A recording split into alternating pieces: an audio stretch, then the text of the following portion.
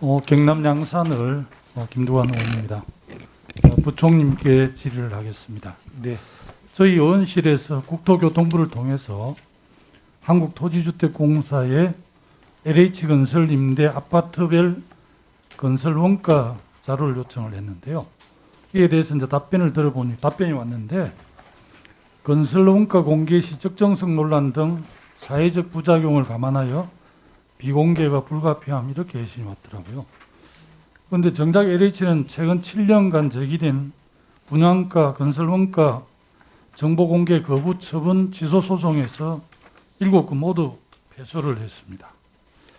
자, 공기업이 국회에서의 정원 감정 등에 관한 법률을 어길 뿐만 아니라 국회 건의를 무시하는 거라고 저는 그렇게밖에 이해가 되지 않는데요. 공기업의 관리 감독 책임을 가진 우리 기재부 장관 부총리께서 책임감 있게 조치를 해야 될 것 같습니다. 부총리께서 LH에 대한 엄중한 조치와 더불어서 국정감사에 적극적으로 협조할 수 있도록 조치를 취해 주실 것을 요청합니다. 그렇게 하시겠습니까? 예, 의원님, 저는 모든 공공기관이 의원님 자료 주실 요구에 최대한 성실하게 응해야 될 필요가 있다고 봅니다. 지금 제가 여기서 어떤 자료 말씀을 드릴 수 없지만 하여튼 LH 기관장 책임하에 좀 잘 판단해서 최대한 성실하게 제출할 수 있도록 저희도 한번 다시 촉구를 하겠습니다. 예, 그렇게 알겠습니다. 지난 7월 29일 서울주택도시공사 SH에서는 서울 구로구에 있는 항동 공공주택지구 4단지 분양아파트 준공 건설 원가를 공개를 했습니다. 이게 이제 그 자료인데요. 이 내용이 풍부하게 충실하게 와 있습니다. 건설 원가는 총 387억 5,500만 원 돼 있고 분양 세대는 총 190세대 이렇게 돼 있습니다. 전 세대가 전용 59제곱미터로 공급 면적으로 따지면 27평짜리 아파트입니다. 이걸 세대별로 나누면 건설 원가는 세대당 총 2억 한 400만 원 정도 이렇게 수준이 됩니다. 여기 앞서 이제 또 항동 4지구의 제곱미터당 토지분 조성 단가도 공개를 했는데요. 324만 5천 원이고 이걸 세대당 평균 47.86 제곱미터 지분을 곱하면 토지 비용은 세대당 1억 5,500만 원 정도가 됩니다. 이에 대해서 SH 관계자는 해당 단지가 소규모이기에 건설 원가가 올라간 면도 있고 서울시에서 요구하는 자재 수준이 높은 것도 한 원인이라고 이렇게 말을 했습니다. 다시 말씀드리면 원가가 더 떨어질 수 있다는 그런 여지의 말씀이었거든요. 그런데 우리 LH는 평균 평당 한 600만 원 정도 수준으로 알고 있습니다. 이런 여러 가지 사정을 종합해 보면 같은 평수 서울 외곽지역의 신축 아파트 한 채당 건설 원가는 3억에서 한 3억 5천만 원 정도가 될 것이라고 예상이 됩니다. 아파트 값이 지금 안정화를 반드시 이루어내야 되고 또 주택 문제에 대해서 우리 국민들께서 엄청 관심을 많이 갖고 있습니다. 그래서 어떻게 보면 우리는 굉장히 쉬운 방법을 두고도 어려운 길을 가지 않는가 이런 생각을 해보게 되는데 부총님의 생각을 좀 듣고 싶습니다. 예, 지금 의원님께서 SH가 보내준 자료 가지고 쭉 말씀을 주셨고요.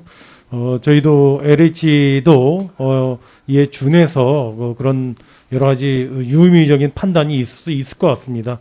의원님 오늘 제시해 준 자료를 토대로 해서 저희도 다시 한번 주택 공급하는 데 있어서 내용을 한번 점검해 보도록 하겠습니다. 예, 지난 8.4 대책 당시에 이제 서울과 수도권에 한 13만 2천 가구 추가 공급 계획을 우리 장관님께서 부총님께서 발표를 하셨는데요. 네, 그렇습니다.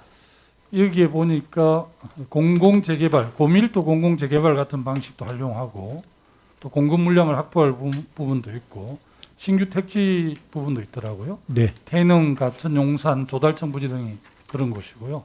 이번 대책에서 이제 3만 3천 호 정도를 새로 발굴을 이렇게 해서 제시를 했는데 그간 LH가 서민주거 공급은 좀 뒷전으로 하고 땅 장사에 몰입해 왔다는 그런 비판 또한 지속적으로 제기되어 왔습니다.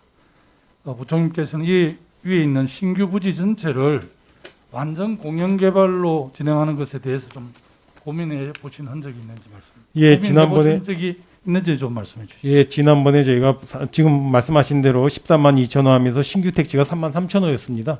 가능한 한 이 주택을 공급하는 데 있어서 공공 분양을 좀 공영 개발을 좀 늘려나가는 걸로 일단 부처 간에 협의가 됐고요.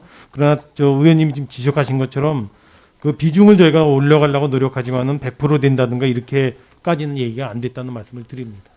뭐 서울 아파트 값이 높은 이유는 여러 가지 있겠지만 뭐 좀 축약을 하면 높은 공급가 때문이라고 생각을 합니다.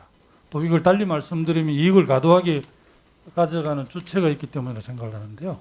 현재 이제 건설 분양 방식에 따르면 공사와 건설사가 개발 이익을 가져가고 또 무주택을 오래 유지한 서민들은 분양 자격은 있지만 분양가 시세가 너무 높게 형성되기 때문에 사실은 접근 자체가 좀 어렵게 되죠.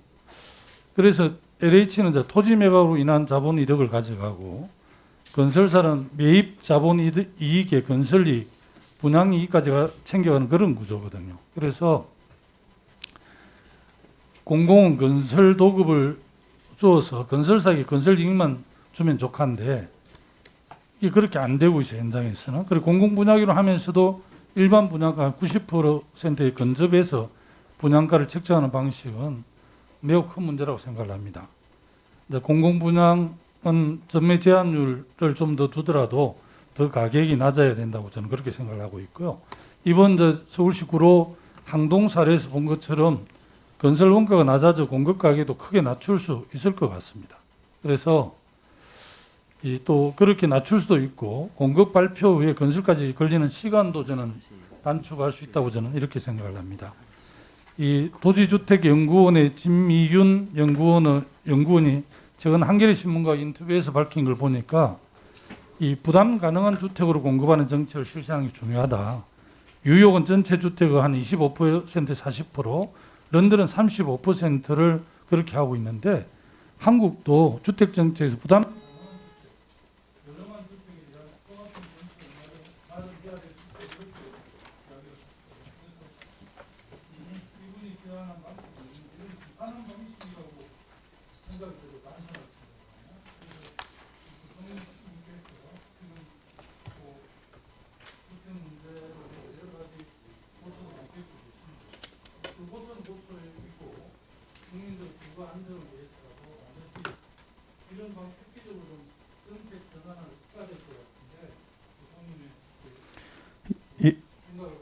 예, 의원님 이제까지 말씀한 취지대로 정부도 이번에 신규 택지 개발하면서 개발 이익의 사유화, 그건 최대한 방지해야 되겠다는 거 하나 하고요. 그런 의미에서 공공 분양 비중을 최대한 가능한 한 최대한 높여서 공급하겠다. 두 가지는 저희가 확실하게 말씀드릴 수 있겠고요.